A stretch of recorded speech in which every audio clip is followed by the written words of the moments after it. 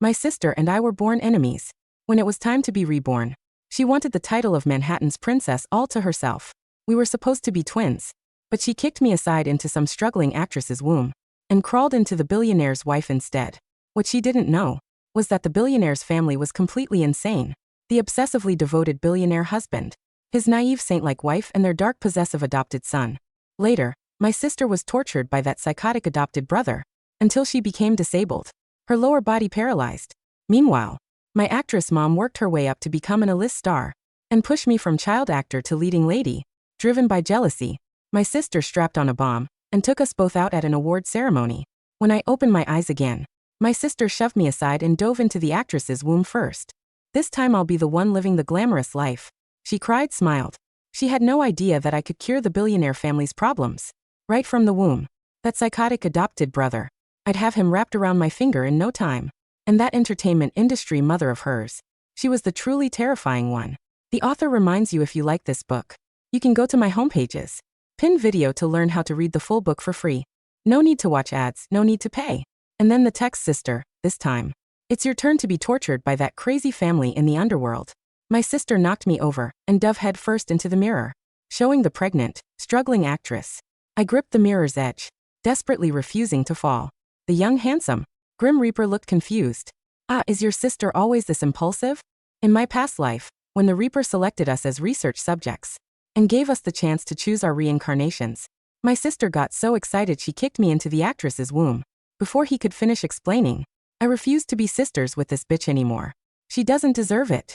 The Reaper had no choice but to modify his experiment on the spot, allowing us to each choose our own family. Afraid he'd change his mind, my sister climbed toward the billionaire's wife's womb before he finished speaking. So in that life, neither of us knew what the Reaper had left unsaid, but I knew it had to be important. Being I stubbornly refused to reincarnate. The Reaper smiled with interest. You're definitely smarter than her. Fine. I'll tell you about the experiment's additional conditions. After he explained, I finally understood. In the previous life, after modifying his research, the Reaper added 2 conditions. He gave us each a special ability, mind reading and extraordinary beauty. He wanted to see how we'd react when the sick billionaire family could hear our thoughts, and whether exceptional beauty could change an actress and her daughter's fate. But we never knew about these 2 abilities in that life. So my sister must have complained about the family's dysfunction in her thoughts and offended them all. No wonder the whole family despised her, and that psycho-adopted brother tortured her into disability. As for me though, my exceptional beauty earned the actress's careful cultivation and made me a top star. Behind the glamour was an abyss of darkness. Looking at the actress's swollen belly in the mirror, I sneered inwardly, sister, congratulations on taking my place in hell. This time I'll make good use of my mind-reading ability. Starting from the womb, I'll make the billionaire family treasure me. Thank you, sir. I looked at the Reaper gratefully one last time, let go and dove into the billionaire's wife's womb. What? The umbilical cord is wrapped around the neck. The C-section could endanger my wife. In the delivery room, my billionaire father roared at the medical staff. Figure something out. Save the mother, not the baby. If anything happens to my wife, I'll burn this entire hospital to the ground. I sighed inwardly. So this is my billionaire daddy. He loves my mommy so much. So devoted. What an absolutely perfect man. My mommy is so blessed. Sure enough, the moment they heard my thoughts, both the raging billionaire and the screaming wife froze. They stopped and stared at each other in shock. I smiled to myself. They definitely heard me. This mind-reading ability was amazing. And I could control who heard what in the last life. My sister didn't know about this ability. The default setting broadcasted her thoughts to the entire billionaire family. When she heard the billionaire say, "Save the mother, not the baby," she cursed internally. What a brain-dead billionaire putting on a devoted husband act. Faker. Save the mother, not the baby. He probably has mistresses who have already given him a bunch of kids. Her thoughts almost caused the wife to turn on the billionaire. Right then and there, the billionaire was furious, but had to kneel and swear to placate his wife. After my sister was born, the billionaire didn't even glance at her, just held his wife and cried, "Baby, you worked so hard. You scared me to death." My sister continued her sarcastic commentary. "I'm your baby, okay? He won't even look at me, still acting. This ugly old hag is so stupid to believe him. Just look at yourself. Do you really deserve to be a billionaire's wife?" Her vicious thoughts made the billionaire's face turn cold, and he ordered someone to take her away. The wife also began to suspect this daughter was an evil demon, who came to compete with her for her husband's affection. A debt collector. They'd hated her from the womb, But I was different. I'd make them both treasure me. A wife-obsessed fanatic and a naive saint. Piece of cake. I continued using my mind-reading ability. Why are daddy and mommy crying? Because of me? No. I can't make them cry. I need to work harder. With that, I flipped over in the warm amniotic fluid, facing the ultrasound camera. I reached out my little hand, grabbed the cord with all my strength and unwound it once, twice, from around my little head. There. Daddy. Mommy, don't cry. Baby has untangled the bad cord. The billionaire and his wife looked at the ultrasound screen, in shock and delight. Doctor, come look. Is the baby's umbilical cord no longer wrapped around her neck? The medical staff's voice trembled with excitement, nearly crying. Mr. Hartwell, Mrs. Hartwell, this is a miracle in medical history. Your daughter must be connected to you emotionally. She unwound the cord herself. What a smart angel, baby. Congratulations, Mr. and Mrs. Hartwell. The couple embraced and wept. The billionaire waved his hand grandly. Bonuses. Everyone in this hospital gets a $10,000 red envelope. The medical staff thanked him profusely, breathing sighs of relief. 1 second he threatened to burn them down. The next he was giving everyone bonuses. All thanks to me, the soon-to-be-born little princess.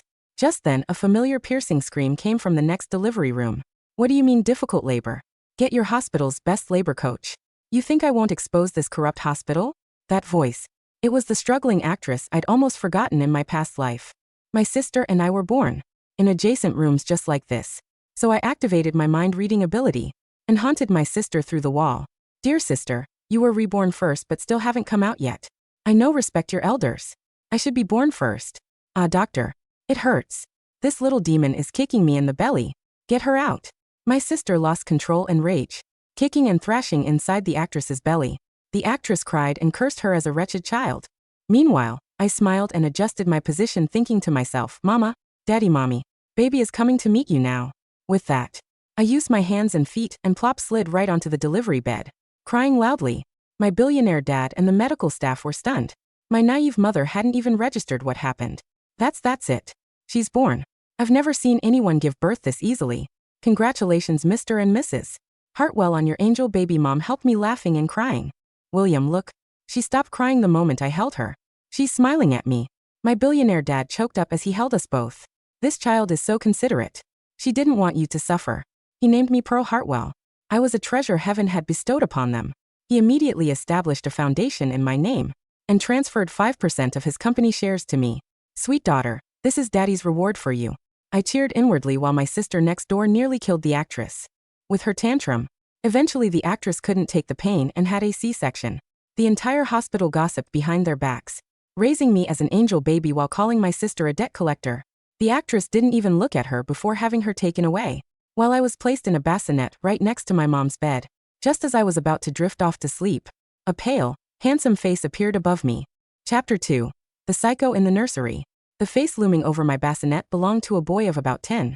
His skin was the color of skim milk, his hair jet black, and his eyes were like 2 pieces of chipped obsidian.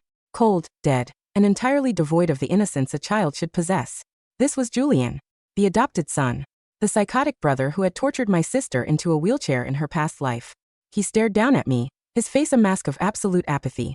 In my previous life, my sister had taken one look at him and broadcasted her terror and disgust to the entire room. What a creepy little freak. Keep him away from me.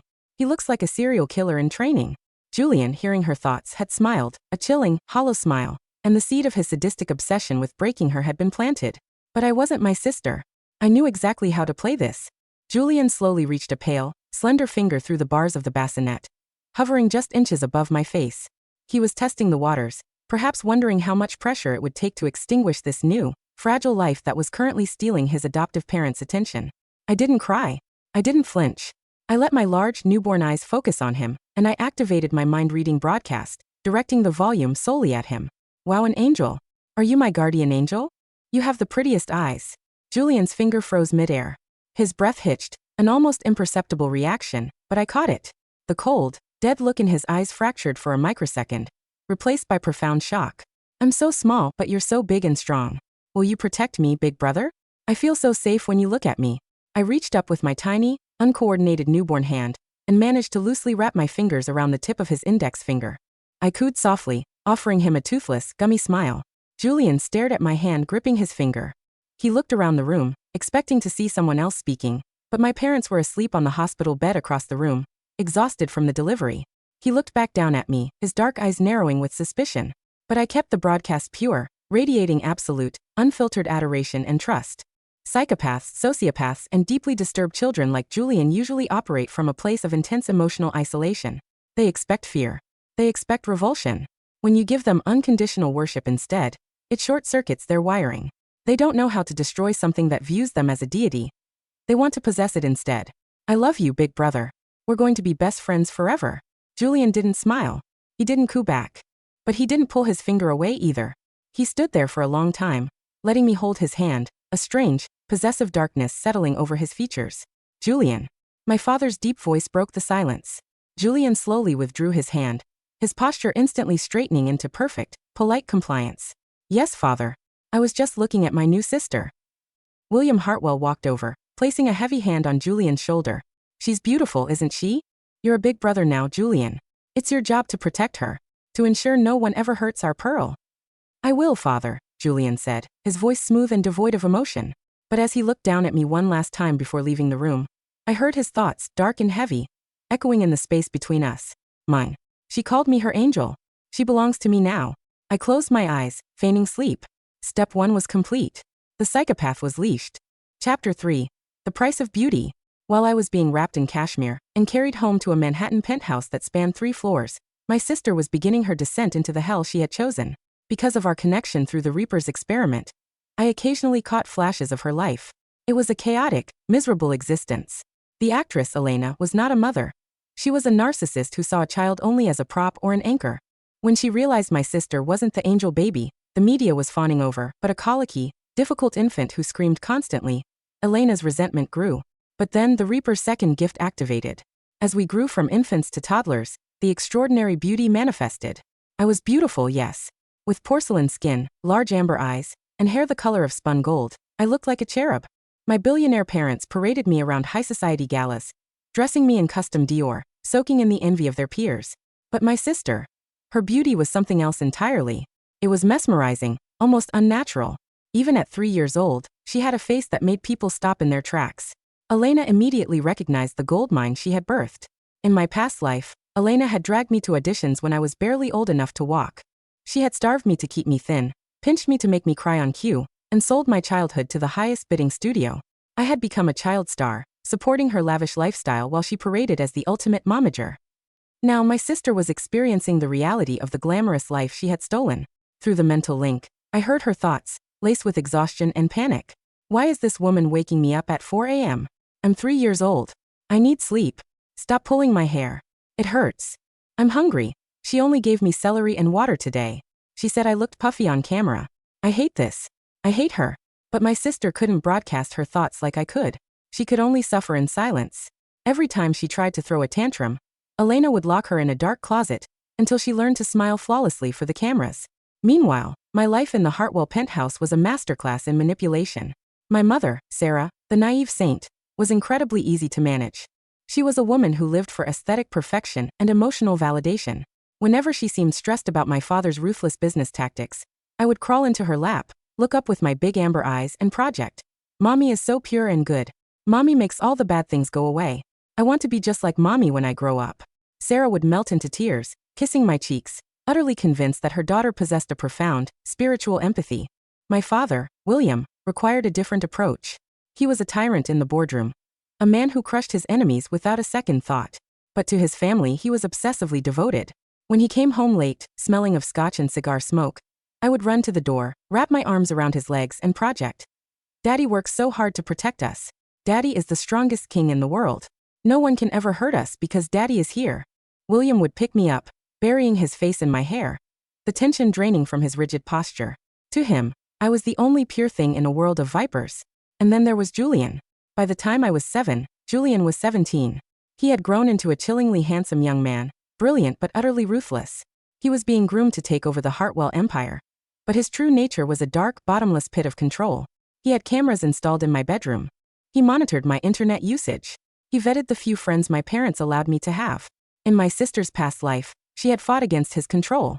She had screamed at him, called him a freak, and tried to expose him to their parents. Julian had retaliated by systematically isolating her. breaking her mind, and eventually, arranging the accident that paralyzed her. But I leaned into his darkness. When I caught him watching me from the shadows of the hallway, I didn't run. I would walk up to him, take his hand and project. Julian is always watching over me. I don't need friends when I have my big brother. Julian knows what's best for Pearl. His obsession morphed from destructive to fiercely protective. I was his prized possession, the only creature in the world who understood his need for control and welcomed it. I had turned the monster into a guard dog. Chapter 4. The Intersection. We were 15 when our paths finally crossed again. I was attending an exclusive private academy on the Upper East Side, living a life insulated by unimaginable wealth and power. My sister, now going by the stage name Chloe, was the biggest teen star in the world. Her extraordinary beauty had propelled her to stratospheric heights, but the cost was evident to anyone who knew how to look. Through our mental link, I felt the crushing weight of her reality. I haven't eaten a full meal in 3 days. If I gain 1 pound, Elena said she'll cancel my contract. That director. The way he touches me when Elena isn't looking, it makes me sick. But Elena told me to just smile and be a good girl. She doesn't care. She just wants the money. I hate this. I want to go back. I want the billionaire family. The opportunity for her to attempt a coup presented itself at a high society charity gala hosted by my father. Elena, desperate to secure funding for her next vanity project, had pulled every string imaginable to get an invitation, dragging Chloe along as bait for the wealthy investors.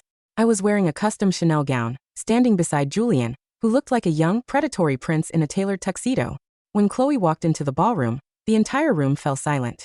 The Reaper's gift was undeniable. She was breathtaking. A tragic, ethereal beauty that made people want to ruin their lives just to possess her. I saw my father's business partners staring at her with barely concealed lust. I saw Elena, her eyes glittering with greed, pushing Chloe toward the wealthiest men in the room. And then Chloe saw me. She looked at my relaxed posture, the genuine diamonds around my neck, and the protective, almost deferential way Julian stood beside me. Her internal scream nearly deafened me. That was supposed to be mine. She stole my life. She stole my family. I'm starving and exhausted, and she's living like a queen. She didn't know I could hear her. She didn't know I had orchestrated every second of my happiness. Chloe broke away from Elena and began walking toward us. She pasted on a flawless, practiced smile, the one that had won her 2 Academy Awards. "Hello," Chloe said, her voice like spun silk. "You must be Pearl Hartwell. I've heard so much about you." She looked at Julian, her eyes widening slightly, turning on the charm. "And you must be Julian. It's a pleasure to meet you." Julian didn't smile back. His obsidian eyes scanned her, dissecting her intentions in a fraction of a second. He stepped slightly in front of me, a clear territorial block. What a snob, Chloe thought viciously. Just wait until I get my hooks into him. I'll have him wrapped around my finger, and then I'll make sure he throws this spoiled brat out on the street. I almost laughed out loud. "It's nice to meet you, Chloe," I said sweetly. I activated my mind-reading broadcast, aiming it directly at Julian, but adopting a tone of pure, unadulterated terror. "Julian, she looks so scary. Her eyes are so cold. She wants to take you away from me. Please, don't let her take you. I'm so scared." I grabbed the sleeve of his tuxedo jacket, my hand trembling slightly. Julian's entire demeanor shifted. The polite, aristocratic facade vanished, replaced by a terrifying, lethal stillness. He looked at Chloe not as a beautiful girl, but as a threat to his prized possession. "We were just leaving," Julian said, his voice dropping to a register that made the hair on the back of my neck stand up. "Do not approach my sister again." Chloe recoiled, her perfect smile faltering. "What is his problem? I'm the most beautiful girl in the room. Everyone loves me. Why is he looking at me like I'm trash?"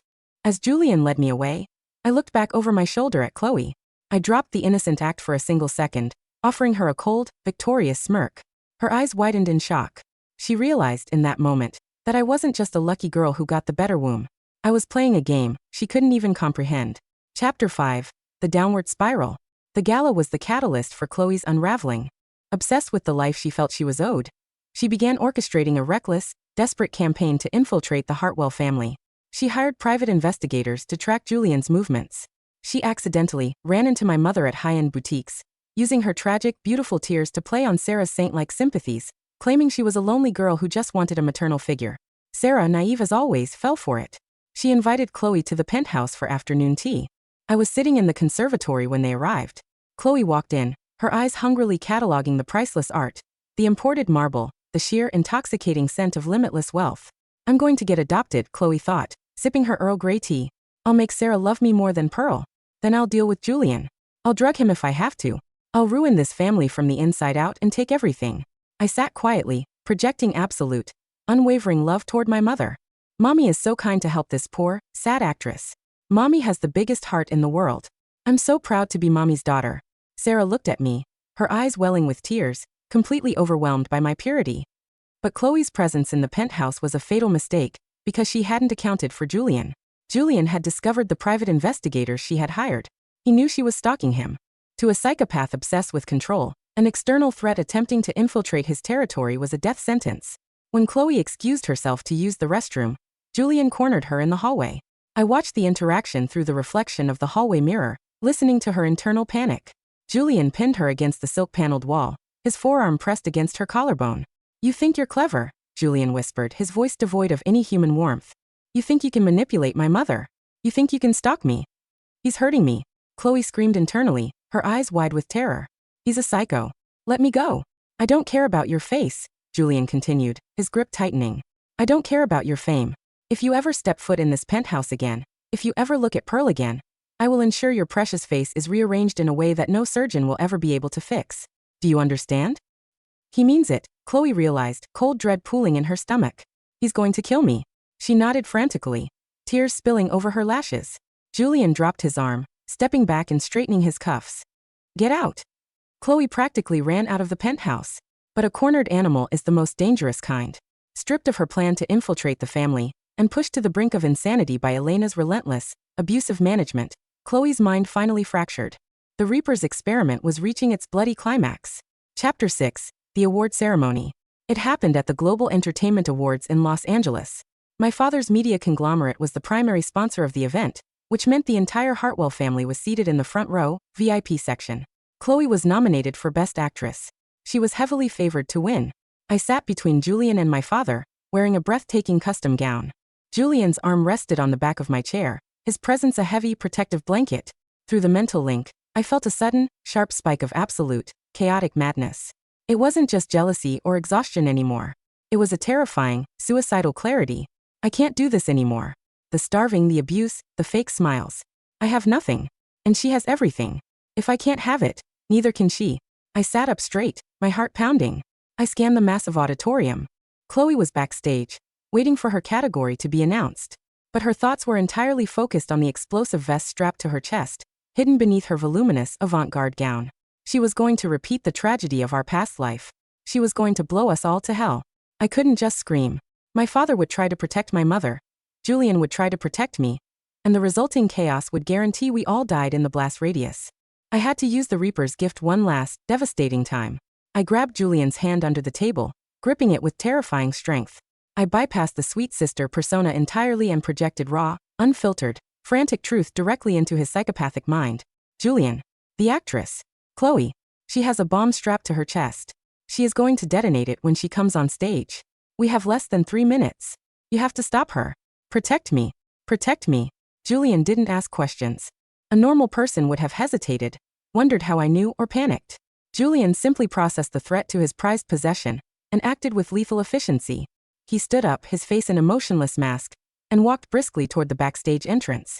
I watched him signal 2 of my father's elite, armed bodyguards who were stationed near the wings. He's backstage, Chloe thought, her mind racing as she adjusted the detonator hidden in the folds of her dress. Julian. He's coming toward me. Good. I'll take him out first. I projected my voice into Julian's mind, acting as his radar. She has the detonator in her right hand hidden in the dress. Do not let her press the button. Julian moved like a ghost. Before Chloe could even register his presence, Julian was behind her. He didn't say a word. He simply clamped his left hand over her mouth to muffle her scream, while his right hand shot out like a viper, gripping her right wrist with bone-crushing force. Crack! I heard the sound of her wrist snapping through the mental link, followed by a blinding flash of agony. Chloe's internal scream was deafening. The detonator slipped from her paralyzed fingers. The bodyguards descended on her instantly, securing the detonator and ripping the dress open to expose the explosive vest. They wrestled her to the ground, pinning her limbs. We have a localized threat. Code Black. Secure the perimeter, one of the guards whispered into his earpiece. Julian stood over her, his obsidian eyes entirely devoid of mercy. He looked at the girl who had tried to kill his sister. You broke my wrist. Chloe shrieked internally, thrashing against the guards. I'll kill you. I'll kill you all. Julian knelt down, bringing his face inches from hers. I warned you, he whispered, so quietly only she could hear. The authorities arrived within minutes. The award ceremony was abruptly cancelled. The auditorium evacuated in a panic as bomb squads rushed in. My father swept my mother and me into the safety of our armored SUV, surrounded by a phalanx of security. Julian joined us moments later, his tuxedo immaculate, not a single hair out of place. As the SUV sped away from the venue, I looked at Julian. "Thank you, big brother. You saved me." Julian looked back at me, the corners of his mouth turning up in a terrifying, possessive smile. "Always Pearl," he said aloud. Chapter 7. The Aftermath. The scandal rocked the world. The beloved teen star, Chloe, exposed as a suicidal terrorist attempting to assassinate the Hartwell family. The media dug into her life, exposing the horrific abuse she suffered at the hands of her mother, Elena. Elena was arrested for child abuse, financial extortion, and conspiracy. She was sentenced to 20 years in federal prison, her glamorous Hollywood life reduced to a concrete cell. As for my sister, because she was a minor and had suffered severe psychological trauma, she avoided a federal terrorism facility. Instead, my father, furious that someone had threatened his family, used his limitless wealth and influence to ensure she was placed in the most secure, isolated, high-security psychiatric ward in the country. She was locked in a padded room, heavily medicated, completely stripped of her beauty, her fame, and her autonomy. Through the fading mental link, I occasionally heard her thoughts, trapped in the drugged haze of her permanent captivity. "It's so cold. Why did she get the billionaire? Why did I jump first? It's not fair. It's not fair." I stood by the floor-to-ceiling windows of the Manhattan penthouse, looking out over the glittering city skyline. I was 18 now, the undisputed princess of the Hartwell Empire. My mother was currently planning my extravagant debutante ball. My father had just transferred another 10% of his company shares into my name. And Julian stood a few feet behind me, his silent, protective presence a permanent fixture in my life. He had become the CEO of the Hartwell Corporation, a ruthless shark in the business world, but to me, he was still the monster I had successfully leashed. I raised a glass of sparkling cider, catching my reflection in the glass. I was beautiful. I was powerful. I was untouchable. My sister had wanted the glamorous life. She had fought for it, kicked me aside for it, and dove headfirst into the illusion. She didn't realize that in this world, beauty and wealth are useless if you don't know how to play the game. I smiled, taking a sip of the cider. Checkmate.